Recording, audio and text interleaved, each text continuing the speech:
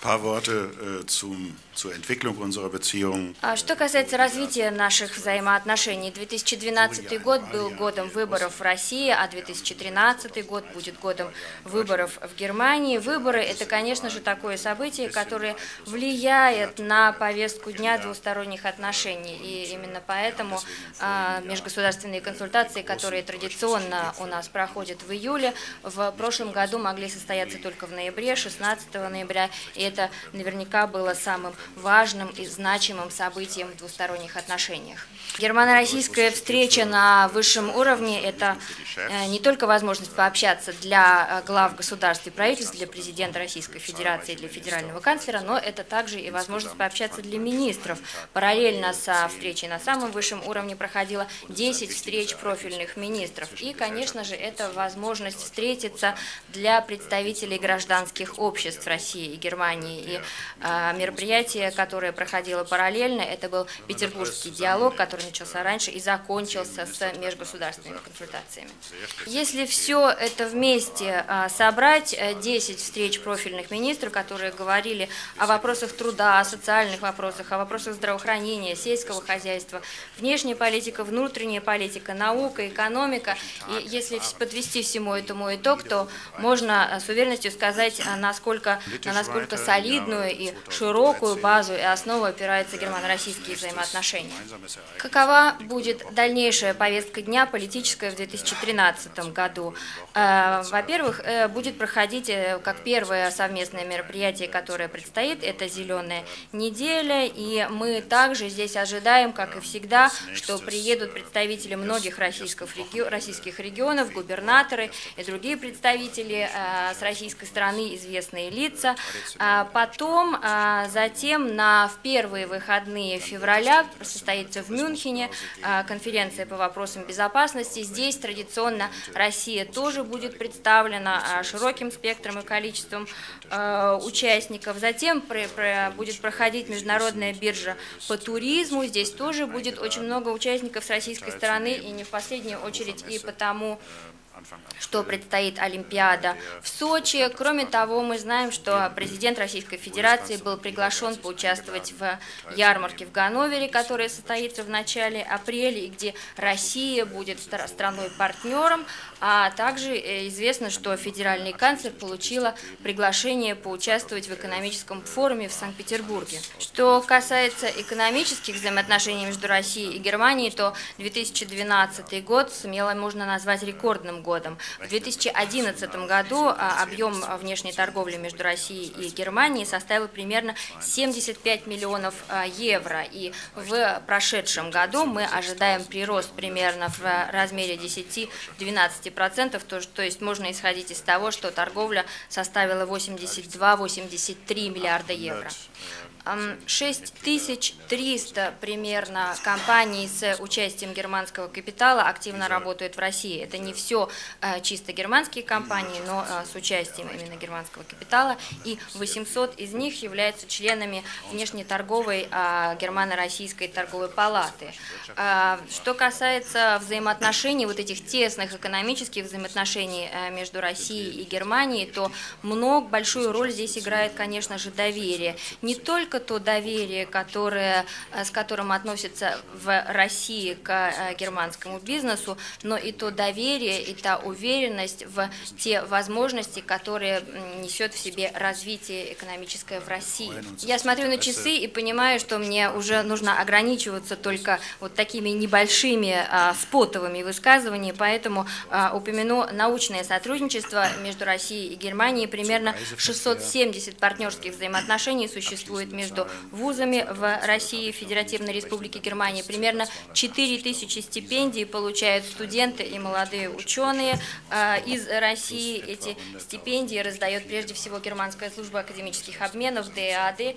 И очень радостно, конечно, что в России постоянно поддерживается интерес к изучению немецкого языка. Он поддерживается не сам собой, для этого, конечно, нужно что-то делать. Что касается туризма и поездок между нашими странами, по 2012 2012 году, у меня еще нет окончательных цифр, но приблизительно 218 тысяч виз было выдано посольством Германии в Москве, приблизительно 800 было выдано генеральными консульствами, то есть примерно 380 тысяч виз в общей сложности было выдано россиянам в Германию. Это приблизительно на 10% больше, чем в предыдущем году. Вот так, оглянувшись на 2012 год, можно поговорить о том, чего мы ожидаем от 2013 года. Мы надеемся и исходим из того, что мы будем расширять и углублять и укреплять наши взаимоотношения с Россией. Мы географически не являемся соседями, но соседями виртуальными, так сказать. Я рождественские праздники провел в Берлине и могу сказать с уверенностью, что в Берлине нет такого места, где не звучала бы русская речь. То есть за прошедшие годы мы снова сблизились, и все это, конечно же, следует рассматривать и в историческом контексте. В скором времени исполняется 70 лет капитуляции нацистской Германии под Сталинградом. Я сам буду принимать участие в мероприятиях, которые будут проходить в Волгограде.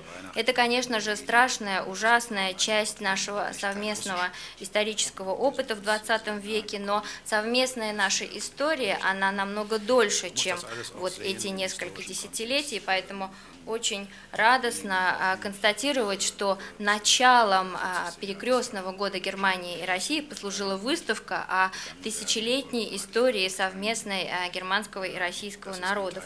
Она все еще проходит в Берлине, и я знаю, что эту выставку посетило около 270 тысяч посетителей, поэтому здесь уже можно констатировать, насколько велик интерес немцев по отношению к России.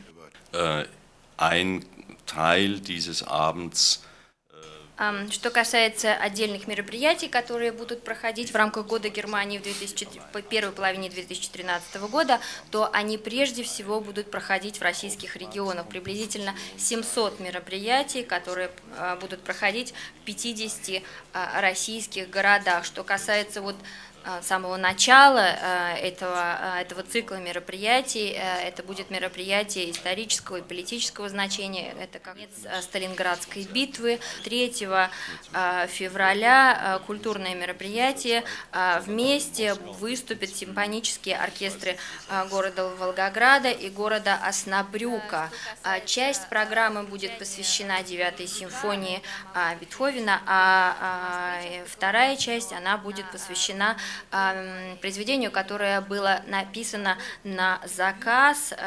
Оснабрюкский симфонический оркестр заказал у российского композитора Елены Фирсовой, которая живет в Лондоне, произведение, которое называется по-немецки «Erwartungen», «Ожидания». И этот концерт будет в прямом эфире передаваться также и в Германии. Что касается второго полугодия или второй половины года Германии в России, то и здесь тоже будет проходить огромное количество мероприятий, посвященных современной немецкой культуре на самом высоком уровне. Будет выступать группа из 12 виолончелистов из Берлина. Будет проходить в России выставка Зигмара Полька, который считается одним из немногих, самых значимых людей искусства в Германии. Штутгартский государственный балет будет выступать в Большом театре. Будет проходить фотографическая выставка, которая будет называться «Фотографировать будущее». Это был такой конкурс, который был объявлен для российских и германских фотографов и был посвящен теме будущего. И я еще хотел напомнить об одном обстоятельстве, которое не является общеизвестным, но все-таки заслуживает того, чтобы быть упомянутым. В бюджете проведения Года Германии в России, перекрестного года, 30% из всего бюджета отведено на проекты, которые осуществляются совместно представителями России, Германии или какими-то организациями. То есть это мероприятия, которые из бюджета получают финансовую поддержку, но не организовываются нами. Назову несколько примеров. Например, вот эти договоры на проведение проектов, которые были уже подписаны. Это развитие творческой творческих подходов для детей-инвалидов. Это проект, который проводится с участием германских и российских партнеров в Архангельске, а также проект в Томске «Экология не знает границ».